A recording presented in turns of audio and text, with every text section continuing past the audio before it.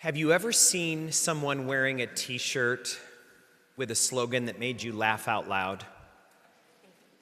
I saw a t-shirt recently that someone was wearing, stranger, never seen them before, and it said, "I've decided to put myself in charge." And I thought that was just so funny that someone would declare themselves in charge of whatever situation they were in. This here right now, I've decided to declare myself in charge of it. I don't know about you, but that t-shirt sometimes fits me, if you know what I mean. Is it in your size too? A lot of us are fixers. We quietly think we should be maybe quietly in charge, just because we know best how things ought to go. We have a sense that other people are messing things up, on all different levels, in our families, at work, in the country, in the world. And so we say, I should be the one deciding how things go. This doesn't work for me. And there's a long list of things that are not right. There's a lot that we could be upset about. But at the same time, the idea I'm the one who can fix it is a flawed idea. It's a flawed idea that I know better how other people should live than they do. Jesus says it this way: it is not appropriate for a blind person to help another blind person read an eye chart in the doctor's office. That is not a good job for a blind person. No, that's not an E, that's an M. A blind person should not help another blind person do that. And that's one of the reasons why we can't be fixers. How can a broken person fix other people? Sometimes we can fool ourselves and think that we aren't so bad. I'm not so broken. I've got things pretty well figured out. And that's probably true for a lot of us on a day-to-day basis. And that's why I think it's so helpful when we go on vacations with each other. I know a lot of people here rent a house with other people for a week in the summer. Maybe you go to Wells. A lot of us go to Wells, Maine. Others of us go to Chatham or somewhere else on the Cape. Some people want warmer water, so they'll go to Cape May or Rehoboth, somewhere like that. But if you go on vacation with people and you rent a house with them, you'll see what I mean. Usually around day 3. Sometimes we're surprised that people we like so much start to get on our nerves. But that's actually not the biggest surprise. The bigger surprise is when we realize that we're getting on other people's nerves.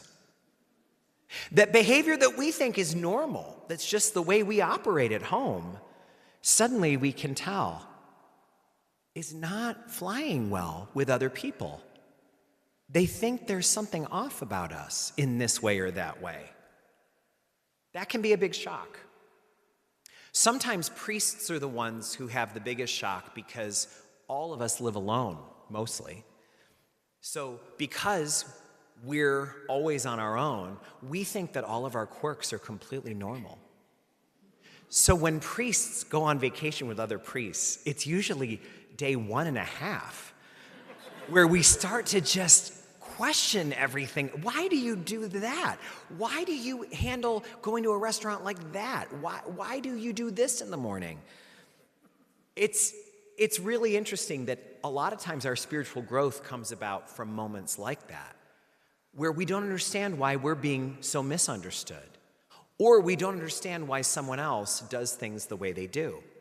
That's why one spiritual author says, next time you think you're so enlightened, go spend a week with your parents.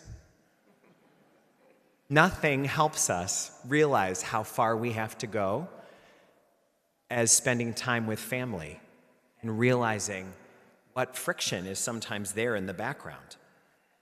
There's actually a term for this.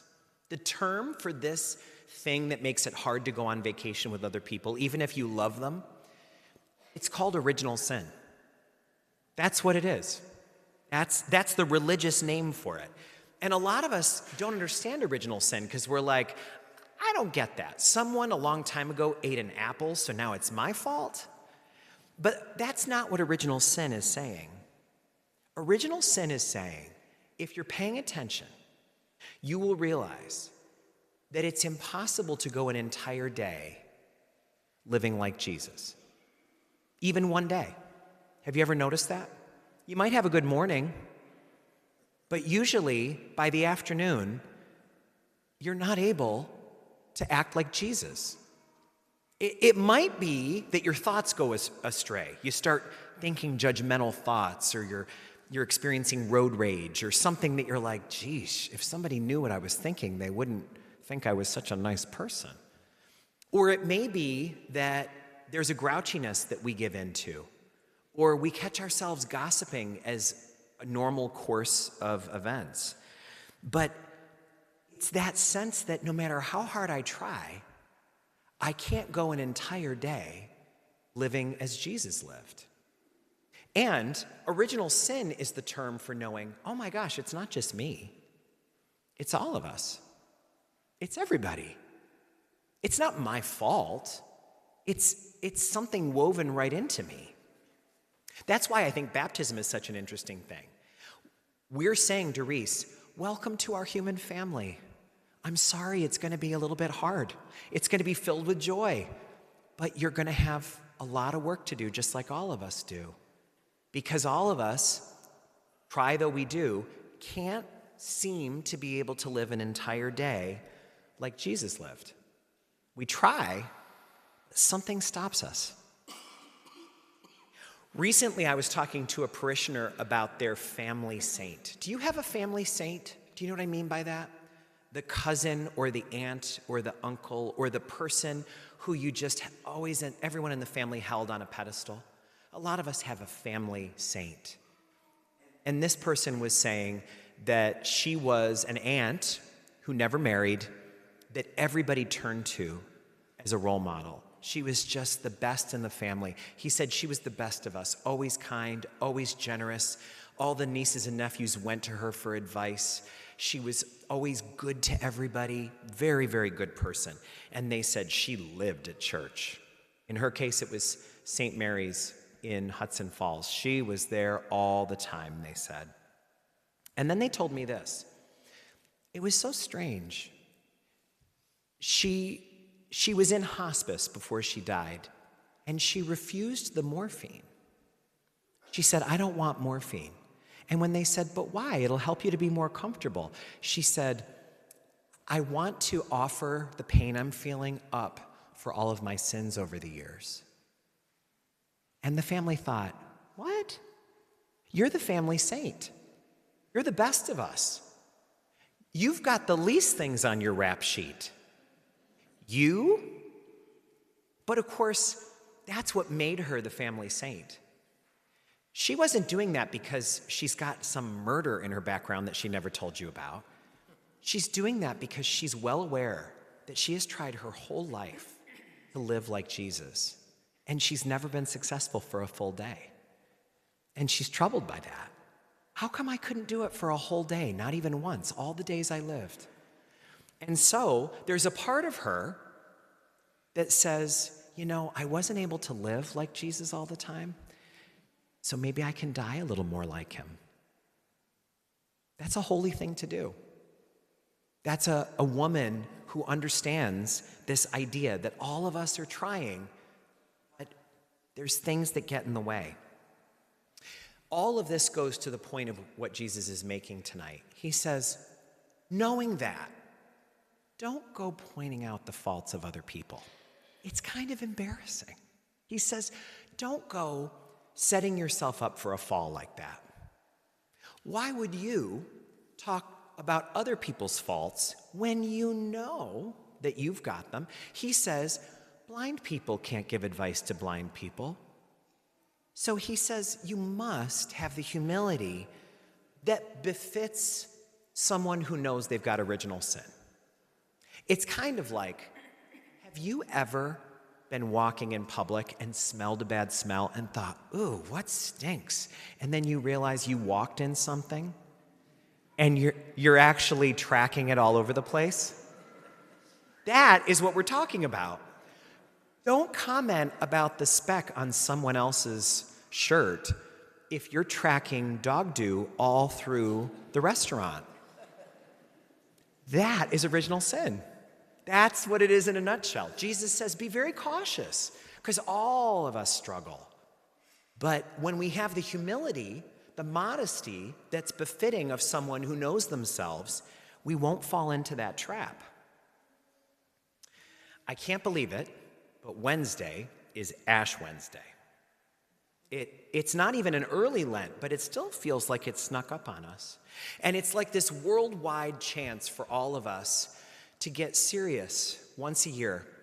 It's like a great big festival that reminds us that we are all works in progress.